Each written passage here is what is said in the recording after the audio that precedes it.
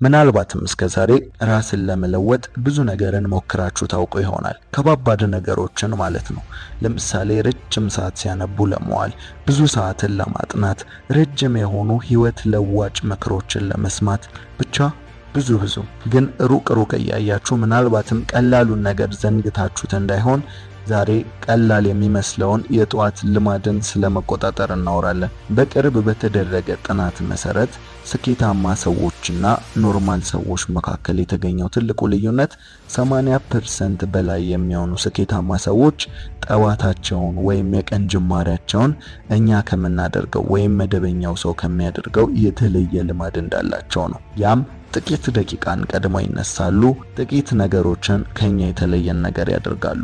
ያ ጥቂት ነገር ትልቁን ልዩነት ይፈጥርላቸዋል። ደግሞ በጣም የሚያስገርመው ነገር የስኬታማ ሰዎቹ ልማድ አብዛኛውን ፐርሰንት ተመሳሳይ መሆኑ ነው። ስለዚህ ይህንን ጥናት ስንመለከት የምንረዳው አንድ ነገር ቢኖር እኛ ልብ ያላልነው ቀላል የመሰለን ነገር ግን ህይወትን ለመለወጥ ወሳኝ የሆነ አንድ ተግባር አለ። እርሱም የጠዋት ልማድ የምንለው ነው። አሁን ያላችሁበት ቦታ፣ የሆናችሁት ሁኔታ ሁሉ ከዛሬ 5 ዓመት በፊት ጥቂት ነው እያላችሁ በምታደርጉት ልማዳችሁ ላይ የተወሰነ ነው። ጥሩም ይሁን መጥፎ አሁን ያላችሁበትን እንድትሆኑ ግን ትልቁን አስተዋጽኦ አድርጓል። ምክንያቱም ትንንሽ ልማዶች ትልልቅ ውጤቶች አሏቸው። ለዛም ነው ዛሬ የጧት ልማዳችንን ስለመቆጣጠር የምናወራው። ደግሞም አንድ ቃል ተደጋግሞ የተደረገ ትንሽ ነገር ሁልጊዜም ቢሆን ትልቁ ከተደረገ አንድ ነገር በላይ አቅም አለው። ለዛም ትንንሽ ልማዶቻችንን መቆጣጠርና እንዲሁም ደግሞ የምንደጋገመውን ነገር ለይተን ማወቅ የሚኖርብን። ታዲያ ለምንድነው የጠዋት ልማዳችንን የምንቆጣጠረው ለሚለው ብዙ ጊዜ ጠዋት ላይ ምን ይከሰታል? የትኩረት አቅማችን ከ40% በላይ ይጨምራል። ኮርቲሶል ይመረታል። አይምሮአችን ልክ እንደ ሕፃን ልጅ አይምሮ ነጭ ወረቀት ይሆናል። ጉልበታችን በከፍተኛ ሁኔታ ይጨምራል። በዛ ሰዓት የምናደርገው የትኛውም ተግባር ቀናችንን በሙሉ የሚቆጣጠር ነው። ልክ ጦርነት ላይ ተቃራኒ ቡድንን ለማጥቃት ተራራውን መቆጣጠር የተሻለ አማራጭ እንደሆነ ሁሉ በህይወታችሁም ላይ በቀላሉ ህይወታችሁን ለመለወጥ የጧት ልማዳችሁን መቆጣጠር ወሳኝ ነው። ምክንያቱም እሱን ተቆጣጠራችሁ ማለት ቀናችሁን ሙሉ ተቆጣጠራችሁ ማለት ስለሆነ፣ ቀኑን የተቆጣጠረ ደግሞ ሳምንቱን የተቆጣጠረ ወራትን የተቆጣጠረ ደግሞ አመታቱን በእጆቹ እንዳስገባ ግልጽ ነው። ስለዚህ ዛሬ ህይወት ለዋጭ ስለሆነው የጧት ልምድን ስለመቆጣጠር እናወራለን። በዚህ ርዕስ ላይ ሚራክል ሞርኒንግ ከሚለው መጽሐፍ ጀምሮ ብዙ መጽሐፍት ተጽፈዋል። ብዙ ውጤታማ የሆኑ ሰዎችም ሁልጊዜም ማለዳ ቀናቸውን የሚጀምሩበት መንገድ ህይወታቸውን እንደቀየረው በብዙ መድረኮች ላይ ተናግረዋል።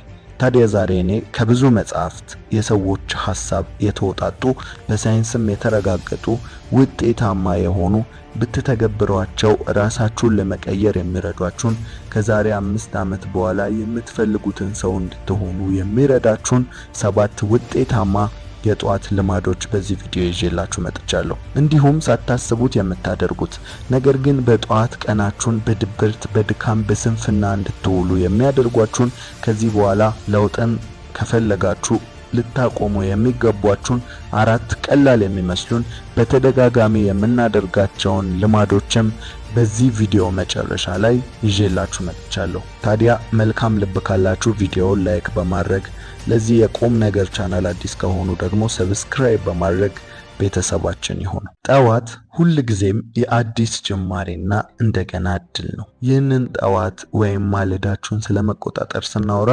በመጀመሪያ ልትፈቱት የሚገባው ጥያቄ ጠዋት ወይም ማለዳ ይህን ያህል ለምን አስፈላጊ ሆነ? ምን የተለየ ነገር ኖሮት ነው የሚል ይሆናል። እስቲ ሁልጊዜም ማለዳ ስትነሱ በሰውነታችሁ ውስጥ የሚካሄደውን ኬሚካል ሪአክሽን እንመልከት። የመጀመሪያው የኮርቲሶል መነቃቃት ነው። ሁልጊዜም ከእንቅልፋችን ስንነቃ ሰውነታችን ከ30 እስከ 45 ባለው ደቂቃ ውስጥ የኮርቲሶልን ሆርሞን በከፍተኛ ሁኔታ ያመነጫል። ታዲያ ይህ የማለዳው ኮርቲሶል ከተጠቀምንበት ከባድ የምንላቸውን ስራዎች በጥቂት ደቂቃዎች እንድናከናውን የሚረዳና ኃይልን የሚጨምር ነው። ነገር ግን ያ ብቻ አይደለም። አእምሮአችን RAS ወይም ሬቲኩላር አክቲቬቲንግ ሲስተም የተባለ የነርቭ ስብስብ አለው። ታዲያ ይህ የንቃት ስርዓት ሁልጊዜም ማለዳ ላይ 3 ትልልቅ የንቃት ኬሚካሎችን ወደ አእምሮ ይረጫል። ከነዚህም ኬሚካሎች አንደኛው ኖርፒኔፍሪን ሲሆን አእምሮ ወዲያውኑ ከእንቅልፍ ስሜት አውጥቶ ወደ ዝግጁነት ወይም ወደ ትኩረት የሚያሸጋግር ነው። ሁለተኛው ሴሮቶኒን፣ ይህ ደግሞ ያ ጠዋት የሚሰማንን የደስታና የሐሴት ስሜት የሚፈጥርብን ኬሚካል ነው። ሶስተኛው ሂስታሚን የሚባለው ደግሞ ወደ እንቅልፍ እንዳንሄድ የሚቆልፍ ኬሚካል ነው። ታዲያ እነዚህ ተደማምረው ጠዋት ላይ ታላቅ ኃይልን ያጎናጽፉናል። ነገር ግን ንቃት የመጀመሪያው የጠዋት ስጦታችን ሲሆን ሁለተኛም ነገር ግን አለ። እሱ ደግሞ አእምሮ በማለዳ ንጹህ ሰሌዳ መሆኑ ነው። ይህንንም በሳይንሳዊ መንገድ ላስረዳችሁ። መጀመሪያ ግን ይህንን ለመረዳት ለምን እንደምንተኛ ማወቅ ይኖርብናል። ይህም አእምሮአችን ቀኑን ሙሉ ሲያስብና ሲሰራ ኦዴኖሲን የተባለ የሜታቦሊዝምን ቆሻሻ ኬሚካል እያመረተ ይውላል። ታዲያ ይህ ኬሚካል ነው በአእምሮ ውስጥ እየተከማቸ ሲሄድ የእንቅልፍ ግፊትን እየፈጠረ የሚሄደው። ታዲያ ይህ ጫና ሲበረታ እኛም ወደ እንቅልፍ እንሄዳለን ማለት ነው። ታዲያ እኛ ስንተኛ ግሊንፊቲክ የተሰኘው የቆሻሻ ማስወገድ ስርዓት በአእምሮአችን ውስጥ ስራ ይጀምራል። የአእምሮአችን ሴሎች እስከ 60% ድረስ ይኮማተራሉ። በዚህ ጊዜ ቀኑን ሙሉ የተከማቸው ኦዴኖሲን ወይም ያደከመን ኬሚካል አንጎላችን ውስጥ በሚገኝ ፈሳሽ ተጠርጎ ይወጣል። በዚህ ምክንያት ጠዋት ስንነቃ የታጠበና ንጹህ የሆነ አእምሮን ይዘን እንነቃለን ማለት ነው። ስለዚህ አእምሮአችን ሁሌም በማለዳ ለአዲስ ነገር የተዘጋጀ ንጹህ ሰሌዳ ይሆናል ማለት ነው። ሌሎችም ብዙ ነገሮች በአእምሮ ስር ይፈጠራሉ። ለምሳሌ ጠዋት ውሳኔ የመወሰን አቅማችንን በ65% የሚጨምር ኬሚካል ይመረታል። ብዙ ጊዜ ሰላዮች ወይም የደህንነት አባሎች መረጃን ለማወጣጣት ማታ ከ4 ሰዓት በኋላ ያለውን ጊዜ ይመርጣሉ። ምክንያቱም የሰው ልጅ በድካም ስሜት ውስጥ ስለሚሆን የአእምሮ የውሳኔና ሚስጥርን የመጠበቅ ችሎታው አነስተኛ ስለሚሆን ነው። በተመሳሳይ ጠዋት ላይ ደግሞ እነዚህ ብቃቶች አእምሮ ስለሚጠነክር አብረው ይጠነክራሉ ማለት ነው። ስለዚህ ትልልቅ ውሳኔ የሚያስፈልጋቸውን ነገሮች በጠዋት ሲወሰኑ የተሻለ የሆነ ውጤት ይኖራቸዋል። ስለዚህ እስካሁን ያወራነው ጠዋታችንን መቆጣጠር የሚያስፈልግበትን ምክንያት ነበረ።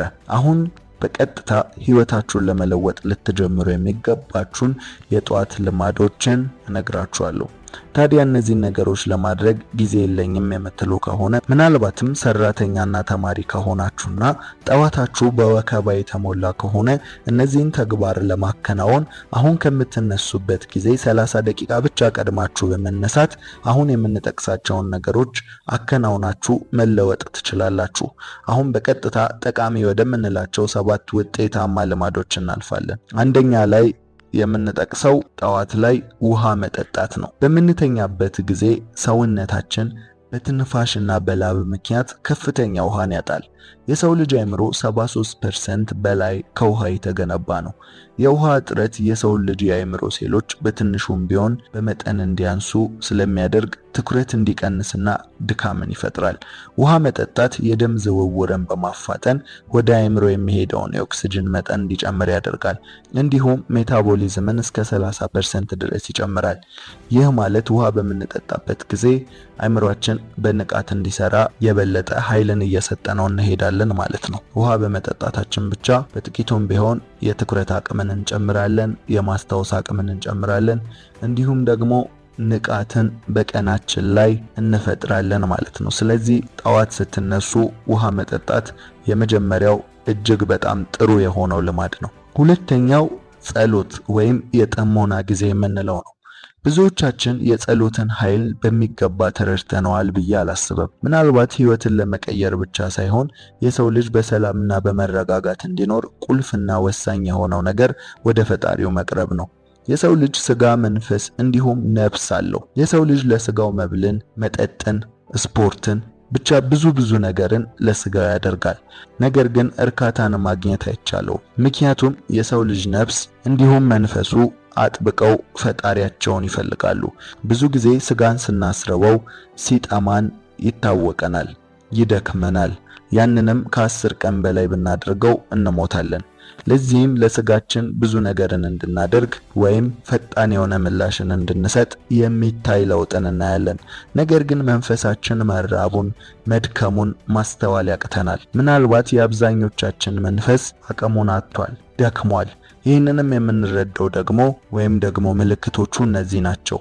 የህይወት ትርጉምን ማጣት ስንጀምር፣ ምንም ነገር በማድረግ አለመርካት ስንጀምር፣ ደስታን ፍለጋ የማይገቡ ነገሮችን በስጋ ላይ መፈጸም ስንጀምር፣ ብቻ ብዙ ነገሮች ውስጥ ስንገባ መንፈሳችን መድከሙን ወይም ደግሞ ፈጣሪን እየፈለገው ያለው አካላችንን ጊዜ እየሰጠነው እንዳልሆነ የሚያሳዩ ትልልቅ ምልክቶች ናቸው። ይህ የሰው ልጅ ፈጣሪውን ሲርቅ ወይም ከፈጣሪው ጋር ሳይገናኝ ሲቀር የሚስተዋሉ ናቸው። ምክንያቱም ከፈጣሪው ጋር የሚገናኝ ሰው የፈጠረውን ያውቃል፣ የፈጠረውን በዓላማ እንደፈጠረው ያውቃል። ስለዚህ ህይወት ትርጉም የለሽ አትሆንበትም። ብቻ ስለ ጸሎት ካነሳን በሳይንስም ይሁን በመንፈሳዊ በጣም የሚደገፍና ህይወት ላይ የሚታይ ለውጥን የሚያመጣ ድርጊት ነው። ስለዚህ ዘወትር ጠዋት ስትነሱ ጸልዩ። እንደ ምክር ደግሞ የጠዋት ጸሎታችሁ ምስጋና ቢሆን ጥሩ ነው። ቀናችሁን በፖዚቲቭ ለመጀመር ያላችሁን ለመቁጠር እንዲሁም ደግሞ ከጎደላችሁ ነገር ላይ ትኩረታችሁን አንስታችሁ በሞላላችሁ ነገር ላይ አድርጋችሁ በጥሩ መንፈስ ቀናችሁን ለመጀመር እንዲረዳችሁ በምስጋና ጀምሩ። በተጨማሪም በጠዋት ጸሎት ማድረግ አይምሯችሁ ላይ የሚፈጠረውን መጨናነቅ ወይም ደግሞ እያሳሰባችሁ ያለውን ጉዳይ ከናንተ ጋር ያለ አካል እንደሚፈታላችሁ እየተሰማችሁ እየቀለላችሁ እንዲሄድ ይረዳችኋል። እቺ ዓለም የሚታየውን ዓለም ብቻ አይደለችም። የማይታየው ዓለም የሚንቀሳቀስበት እንደሆነ ሁላችንም እናውቃለን። በጥሩም ይሁን በመጥፎ የማይታየው ዓለም ህይወታችን ላይ ተጽዕኖን ያደርጋል። ስለዚህ የጸሎት ልማዳችሁን አትጣሉ። እዚህ ምድር ላይ ስኬታማ የሆኑ ሰዎች፣ ውጤታማ የሆኑ ሰዎች፣ ትልልቅ ለውጥን ያመጡ ሰዎች ከሚናገሩት ነገሮች ዋነኛው ጸሎት ነው። ይህንን ያደረኩት ከአምላኬ ጋር ሆኜ ነው በማለት ነው የሚናገሩት። ስለዚህ ለምን ብቻችሁን ትለፋላችሁ? ጸሎት በማድረግ ፈጣሪያችሁ እንዲረዳችሁ፣ ነገርን እንዲያቀልላችሁ መጠየቅን ተለማመዱ። ስለዚህ ከጧት ልማዳችሁ መካከል ሁለተኛው ጸሎት መሆን አለበት ማለት ነው። ሶስተኛ ግብ ማውጣት። ጠዋት ላይ ግብ ማውጣት እንደ ቀላል የሚታይ ተግባር አይደለም። ጠዋት ላይ ግብ ማውጣት ራሳችንን ከአላስፈላጊ ጭንቀትና ውጥረት ጠብቆ ለቀናችሁ ማድረግ ያለባችሁን አቅጣጫ ማስመር ነው። በዚህም ምክንያት በአእምሯችን ውስጥ ብዙ የሆርሞንና የኬሚካል ውህደቶች ይፈጠራሉ። ለምሳሌ ቅድም ያነሳነው RAS ጠዋት ላይ ግልጽ የሆነ እቅድን ስናወጣ ለዛ ግብ የሚሆኑ ነገሮችን እድሎችን ለይቶ መመልከትና በዛ መልክ ራሱን ፕሮግራም ማድረግ ይጀምራል። ያም ማለት ለምሳሌ ዛሬ ልብስ ገዛለሁ ስትሉ ወይም ዛሬ ልብስ ልገዛ ፈልጋለሁ ስትሉ ቀኑን ሙሉ አይናችሁ ልብስ መሸጫን ሲያይ እንዲያስተውል ወይም እንዲያስታውስ የማድረግ ስራን ይሰራል ማለት ነው። ለሌላም ጉዳይ ወጣችሁ ሊሆን ይችላል። ልብስ መሸጫን ስታዩ ግን ቆም እንድትሉና ልታደርጉ የምትፈልጉትን ነገር እንድታስታውሱ የሚያደርጋችሁ የአእምሯችሁ ክፍል ነው። ስለዚህ ለዚህ ታላቅ ሲስተም እቅድ ካልሰጣችሁት እሱንም ስታባክኑት እናንተም ስትባክኑ ትውላላችሁ ማለት ነው። ስለዚህ ጠዋት ላይ ግብ ማውጣት ለዚህ አእምሯችን ይህንን ማድረግ እፈልጋለሁ ብላችሁ ልክ ለማናጀር አጀንዳ እንደመስጠት ማለት ነው። ያንን ነገር አእምሯችሁ ራሱ ነገሮችን እያገጣጠመ እንድትፈጽሙ የተቻለውን ጥረት ያደርግላችኋል ማለት ነው። ግብ ማውጣት በራሳችሁ ቀን ላይ ባለስልጣን እንድትሆኑ ያደርጋችኋል። ያለዚያ ግን ድንገተኛ የስልክ ጥሪ፣ የሶሻል ሚዲያ መረጃ ወይም ያልታወቁና ያልተጠበቁ ሁኔታዎች ቀናችሁን እንዲመራ መፍቀድ ማለት ነው። እዚህ ጋር የማንክደው ነገር ደግሞ ሁሉም ጥቂት ልምምድና ድርጊቶች የራሳቸው ትልልቅ ውጤት እንዳላቸው ነው። ስለዚህ ቀኑን ሙሉ ባላወቃችሁትና ባልጠበቃችሁት ሁኔታ የምታሳልፉ ከሆናችሁ የምትደርሱትም የማታውቁትና የማትጠብቁት ቦታ ላይ ይሆናል ማለት። ቀኑን ሙሉ በእቅድና በግብ ያሳለፈ ሰው ደግሞ ውጤቱም ያቀደለት የለፋለት ነገር ይሆናል ማለት ነው። ስለዚህ የነዚህ ጥቂት ግቦችና እቅዶች ጥርቅም ትልቁን ግብ እንደሚሰራ አትዘንጉ። ለዛም ነው ጂም ሮን ቀንህን ካልመራኸው ቀንህ ራሱ ይመራሃል በሚል ንግግሩ የሚታወቀው። ስለዚህ ጠዋት ላይ ግብ ማውጣትን እንደ ቀላል ጉዳይ ልታዩት የሚገባ ነገር አይደለም። በጣም ጥቂት ደቂቃ የምትወስዱለት ነገር ሲሆን የሚያተርፍላችሁ ግን ጊዜ እጅግ በጣም ብዙ ነው። ስለዚህ ጠዋት ላይ ግልጽ የሆነና ጥርት ያለ በአጭሩ የተቀመጠ ቀናችሁን ምን ማድረግ እንዳለባችሁ ቁልጭ አድርጎ የሚያሳይ የማያወዛግብ ቀላል የሆነ እቅድን ልትጽፉ ይገባል ማለት ነው። አራተኛ መማር ወይም ማንበብ የምንለው ነው። ይህ ጥቂት ልማድ ሳታስቡት ህይወታችሁን፣ አነጋገራችሁን፣ አስተሳሰባችሁን ቀይሮት የምታገኙት በጣም ተጽዕኖ ፈጣሪው ልማድ ይባላል። ያም በቀን ውስጥ በጣም ጥቂት ብቻ መማር ግን ሳያቋርጡ። ለምሳሌ በቀን 2 ገጽ ማንበብ። ይቺ ትንሽ የምትመስል ልማድ በድንገት ጠሊቅ ሐሳቢ፣ ትኩረት የማድረግ ብቃት ያላችሁና ሁልጊዜም አይምሯችሁ እንዲያስብ የሚረዳ ልማድ ነው። ብዙዎች 2 ከሚያነቡ በሳምንት 14 ቢያነቡ እኩል እንደሆነ ወይም እንደውም በሳምንት 50 እና 100 ገጽ በማንበብ በቀን 2 ከሚያነባው ሰው የሚበልጡ ይመስላቸዋል። ነገር ግን ቁም ነገሩ የገጹ ብዛት ሳይሆን ልማድ መሆኑ ላይ እንደሆነ ይዘነጉታል። የተደጋገመ ጥቂት ነገር በትልቁ ከተደረገ አንድ ነገር በላይ ኃይል አለው ብለናል ቪዲዮአችንን ስንጀምር። በየቀኑ ከ2 እስከ 5 ገጽ ብታነቡ የምታገኙት ጥቅም የመጀመሪያው አንዱ መጽሐፉን ለማሰላሰልና ሐሳባችሁን ለማብሰልሰል ጊዜ የምታገኙ ይሆናል። ይህ አንድ ጊዜ ቁጭ ብሎ ብዙ በማንበብ ውስጥ የሚገኝ አይደለም። እንዲሁም ያቺ ትንሽ ገጽ ዲሲፕሊንን፣ ኮንሲስታንሲን ታስለምዳችኋለች ማለት ነው። ብትቸኩሉም ቢረፍድባችሁም በዓል ቢሆንም በየትኛውም ቀን ያችን ትንሽ ግዴታ ስትወጡ ጠንካራ የሆነ የልማድ ኃይልን ታዳብራላችሁ። እንዲሁም የሰው ልጅ መኖር አቆመ የሚባለው መማር ሲያቆም ነው እንደሚባለው እናንተ ግን ባላቋረጠ እድገት ውስጥ ትገኛላችሁ ማለት ነው። ሁልጊዜም አዲስ ነገርን እያወቃችሁ ብዙ ነገርን እየተረዳችሁ ትመጣላችሁ። ይህን ነገር ስትለምዱት ደግሞ የበለጠ ጊዜ እየሰጣችሁ ትሄዳላችሁ። ይህንን ልማድ የጀመሩና በአግባብ የተገበሩ ሁሉ ህይወታቸው እንደ መጀመሪያው እንዳልቀጠለ እንዲሁም ትልቅ የሆነ ልዩነት በህይወታቸው ላይ እንደመጣም የሚናገሩለት ልማድ ነው። እናም እናንተ ሁልጊዜ ጥቂት ለመማር ለማንበብ ጀምሩ። በጠዋታችሁ ይህንን ማድረግ ለአእምሯችሁ ጂምናዚየም እንደማለት ነው። የበለጠ እንዲነቃቃና እንዲጠነክርም ይረዳዋል ማለት ነው። 5ኛ ላይ የምናነሳው ልማድ ጆርናል ማድረግ ነው ወይም ጥቂት መጻፍ። ይህ አስደናቂ የጠዋት ልማድ በህይወታችን ላይ ብዙ የሆነ ጥቅምን ያመጣል። መጀመሪያ ግን ምንድነው የምንጽፈው የሚለው ቀዳሚ ጥያቄ ነው። በዋነኝነት ጆርናል ስለሚደረግ ነገር ስናወራ ጆርናል የጠዋትና የማታ በመባል ይከፈላል። አሁን እያወራን ያለነው የጠዋት ስለሆነ ጠዋት ላይ በተለምዶ 3 ነገሮች ይጻፋሉ። አንደኛው ምስጋና፣ ሁለተኛው ምኞት፣ ሶስተኛው ደግሞ በዛ ሰዓት እያሳሰባችሁ ያለ ነገር ወይም ደግሞ ጸሎት ሊሆን ይችላል። ታዲያ ይህ 3 ጆርናል እያንዳንዱን በየቀኑ የግድ ማድረግ አይጠበቅባችሁም። ግን በቀን ላይ አይምሯችሁ የፈለገውን ነገር ከነዚህ ከ3 ነገሮች ውስጥ አንዱን ጻፉ።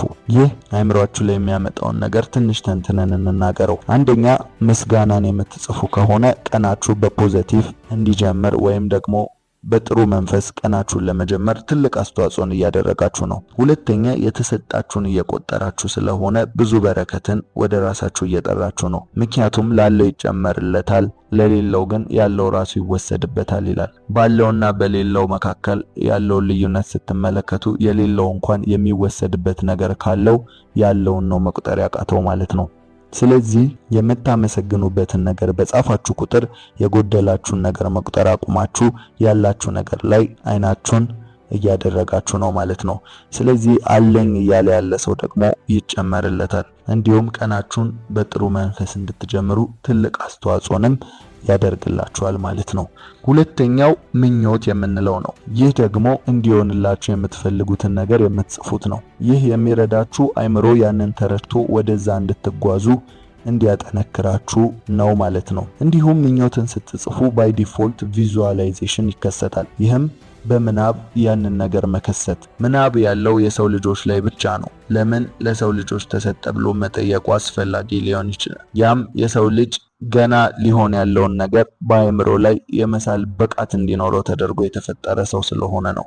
ስለዚህ በምናብ በአእምሯችሁ የምትፈልጉትን ነገር መሳል ወይም መመኘት ዝም ብሎ መጃጃል ወይም ደግሞ ላላስፈላጊ ነገር ጊዜን ማባከን አይደለም። የምናብ አቅም ሲሰጠን በምናባችን በምንስለው ነገር ያንን ወደ ምድር ለማውረድ መትጋት እንዲችል ለአእምሯችን አቅጣጫም እንደ መስጠት ስለሆነ ማለት ነው። ስለዚህ በምናብ ስትከስቱ ያንን ስትመኙና ስትጽፉት እዛ ቦታ ላይ ሆናችሁ የሚሰማችሁን ስሜት ስታጣጥሙት አእምሯችሁ ያንን እውነት ለማድረግ መንገድን ይፈልጋል። ያኔ እናንተ ጠንክሮ መስራት ወደዛ መጓዝ ትጀምራላችሁ ማለት ነው። እድሎችም ይከፈታሉ። በመጨረሻም ያንን የተመኛችሁትን ነገር ታገኙታላችሁ። በሶስተኛ ደረጃ ላይ እንድትጽፉት የነገርናችሁ ጸሎት ወይም በአእምሯችሁ ላይ ያለን ሐሳብ ማለት ነው። በጠዋቱ ስትነሱ አእምሮ ስለሆነ ጉዳይ እየተጨነቀ ከሆነ ያንን ካልዘጋችሁት ቀኑን ሙሉ እየተጨነቀ ስለሚውል በአግባቡ ቀናችሁን እንዳታሳልፉ ተግዳሮት ይሆንባችኋል። ስለዚህ ለዚህ አንዱና ወሳኙ መፍትሄ እያሳሰባችሁ ያለውን ነገር በወረቀት ላይ ማስፈር ነው። ስለዚህ በዛ ሰዓት እየተሰማችሁ ያለውን ወይም እያሰባችሁ ያለውን ኢቭን ኢፍ ፈጠራም ቢሆን ለምሳሌ የትኛውንም አይነት ፈጠራ ሐሳቦች መጥቶላችሁ እስካልጻፋችሁት ድረስ አእምሮአችሁ ሁልጊዜም በስራ ላይ ነው የሚሆነው። ስለዚህ ጠዋት ላይ ጆርናል ስታደርጉ አእምሮአችሁ ስር ያለውን ነገር አጣጥባችሁ አውጥታችሁ ለመጻፍ ሞክሩ። ያ አእምሮን ነፃ ያደርገዋል። ጠዋት ላይ ከነዚህ ከሶስቱ አንዱን ተግብሩ፣ ግን ግዴታ የተወሰነ ነገር ለመጻፍ ሞክሩ ማለት ነው። ስድስተኛ ላይ ስፖርት ወይም እንቅስቃሴ የምንለው ነው። ይህ ሰውነት እንዲነቃቃ የምታደርጉበት ጤናን ለመጠበቅ የምታደርጉት ድርጊት ነው። ያን ያህል ከባድ ነገር አይደለም። ስራ ከሆናችሁ ወክ በማድረግ ወደ ስራ ቦታ መሄድ፣ ጠዋት ላይ መንጠራራት፣ ትንሽ የስትሬቺንግ ስፖርቶችን ወይም እንቅስቃሴዎችን ካደረጋችሁ ይበቃል። ነገር ግን ይህን ዘወትር አድርጉ። ስፖርት አንዱ የልማድ ትልቁ ማሳያ ነው። አንድ ሰው ቀኑን ሙሉ ስፖርት ሲሰራ ቢውል በጡንቻዎቹ ላይ ምንም አይነት ለውጥ አያይም፣ እንደውም ጉዳትን ያስተናግዳል። ነገር ግን በየቀኑ የምታደርጉት ጥቂት ሙከራ ጤናችሁን ይጠብቃል፣ ንቃታችሁን ያስተካክላል። ስፖርት ስንሰራ አእምሮአችን ኢንዶርፊንና ሴራቶኒን የተባሉ የደስታ ሆርሞኖችን ያመነጫል። እንዲሁም ወደ አእምሮ የሚሄደውን ኦክሲጅን በከፍተኛ ሁኔታ በመጨመር የትኩረት አቅምን፣ የማስታወስና ፈጣን ውሳኔ መስጠት ብቃታችንን ይጨምራል። ስለዚህ የጠዋት እንቅስቃሴ ማድረግን አትርሱ። ሰባተኛ ጤናማ ቁርስ የምንለው ነው። ይህ ሁላችንም የምናውቀው ነገር ነው።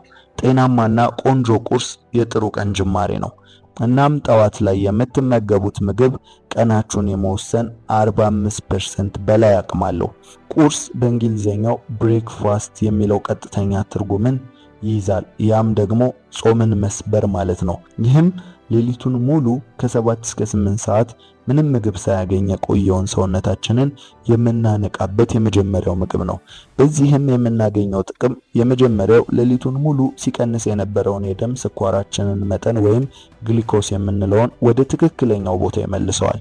ግሉኮስ ደግሞ ለአእምሮ ዋነኛ ነዳጅ በመሆኑ ቁርስ ስንበላ የአእምሮ መደብዘዝ ወይም መጫጫን፣ እንቅልፍ ማለት የመሳሰሉ ነገሮች ይጠፋና ንቁ እንሆናለን። ሁለተኛው ግሬሊን የተባለውን የረሃብ ሆርሞንን በመክታት ቀን ላይ ከመጠን ያለፈ እንዳንመገብ ይረዳናል። ይህ ሁለቱ የቁርስ ዋና ዋና ጥቅሞች ናቸው። ስለዚህ ቁርስን ብሉ። ቁርስን ከፕሮቲን ከውስብስብ ካርቦንና ከጤናማ ስብ የተመጣጠነ ቢሆንም ይመከራል። ፕሮቲን ለጡንቻ፣ ካርበን ለቀኑን ሙሉ ለሚሆን ጉልበት፣ ጤናማ ስቡ ደግሞ ለአእምሮ ጤና ይረዳችሁ። ስለዚህ ቁርስን የመብላት ልማድን አዳብሩ፣ ግን ጤነኛ የሚለውን አትርሱ። የተጠበሱ ነገሮችን፣ ጣፋጭ ነገሮችን በመብላት ቀናችሁን አታበላሹ። አሁን 7ቱን ነጥቦች ጨርሰናል። አሁን የምናልፈው በጠዋት ካደረጋችኋቸው ቀናችሁን ሊያበላሹ የሚችሉ በፍጹም ልታደርጓቸው የማይገቡ 4 የጠዋት ልማዶች፣ አሁንም እያደረጋችኋቸው ከሆነ ልታቆሙ የሚገቡትን 4 የጠዋት ልማዶች እነግራችኋለሁ። አንደኛ ሙሉ ለሙሉ ስልክ። ይህ ፍጹም የተሳሳተ ልማድ ነው። በጠዋቱ ለነቃው አእምሯችን ሶሻል ሚዲያ መመልከት ወይም የሆነ ጉዳይን መስጠት ቀናችሁን በጠዋት ለሌሎች አሳልፎ እንደመስጠት ይቆጠራል። ከዛም በላይ አእምሮ ጠዋት በሚደርሱን ኢሜይል፣ ዜናና ሜሴጆች በመጨናነቁ የጭንቀት ሆርሞንን ማምረት ይጀምራል ማለት ነው። ስለዚህ በጠዋቱ ቀናችሁን ላለማበላሸት ስልክን በፍጹም አትንኩ። ሁለተኛ አላርምን ማራዘም። ልክ አላርም ሲጮ ለ5 ደቂቃ ብቻ ልተኛ እያሉ ማራዘም ራስን እንደ መክዳት ይቆጠራል። የዚህ ትክክለኛ ጉዳትን እንመልከተው እስቲ። ነቅተን እንቅልፍን ጨርሰን መልሰን 5 ደቂቃ ብቻ ብለን ስንተኛ አዲሱ የእንቅልፍ ውደት ይጀምራል። ከዛም ከ10 እና ከ5 ደቂቃ በኋላ የእውነትን ብንነቃ እንቅልፍ ሳይቋጭ ይቋረጣል ማለት ነው። ስለዚህ ቀኑን ሙሉ በድካም በመስነፍ አንዳንዴም እስከ ራስ ምታት በሚደርስ መልኩ ቀናችንን በድብርት እናሳልፋለን ማለት ነው። ስለዚህ ጠዋት ላይ አላርም ከሞላችሁ አላርማችሁ በሚጮህበት ሰዓት ወዲያው መንቃትን ተለማመዱ። ይህችን ዘዴ ተጠቀሟት። አላርማችሁ በጮኸ በ5 ሰከንድ ውስጥ ምንም አይነት ነገርን ሳታስቡ ሳታገናዝቡ ወዲያው ንቅት ብሎ መነሳት ይጠቅማችኋል ማለት ነው።